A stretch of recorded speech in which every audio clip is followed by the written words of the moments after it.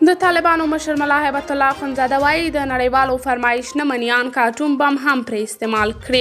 نوموړي په کابل کې د طالبانو د حکومت له لوري د علماو په نوم په جوړه شوې لویه غونډه کې ټینګار وکړ چې نړیوال د افغانستان په کورنیو چارو کې لاس وهنه نه کوي.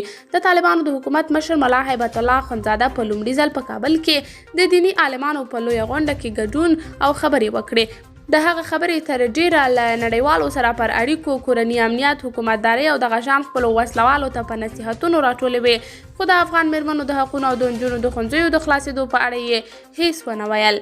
تمه دا وه چې ښایي په دې غونډه کې به د ښځو د کار او نجونو د تعلیم په اړه خبرې او بحثونه وشي، خو له تېرو 2 ورځو راهیسې په دې اړه هیڅ نه دي ویل شوي.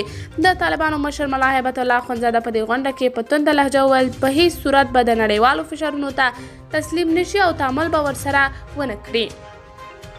هغه د نړۍ هیوادونو ته خبرداری ورکړ چې په فشارونو نشي کولای طالبان له خپلې لارې یو ګام هم په شا شي. نوموړي وویل دوی غواړي چې د افغانستان حکومت د دوی پر اشاره وچلیږي، مشورې موږ ته راکوي، فلانی کار ولې نه کوي، ته زما په کار کې څه کار لري، زما پر نظام څه کار لري، زما پر ملک څه کار لري، زما په ویشلو څه کار لري، ته ولې موږ کې مداخلې کوي، زه ستا د فرمایشاتو نه یم او نه دی فرمایشونه منم او نه یو قدم در سره مخته ځم، نه تعامل در سره کوم، نه پر دې شریعت باندې معامله در سره کوم. اوس د بمونو مور را باندې استعمال کړي چې بیخي را باندې اټم بم هم استعمال کړي، نه یې منم. قدرمنو لیدونکو، تاسې د ملا هیبت الله اخندزاده د څرګندونو په هکله څه نظر لرئ؟ کمنټ کې شریک او چینل سبسکرایب کړئ.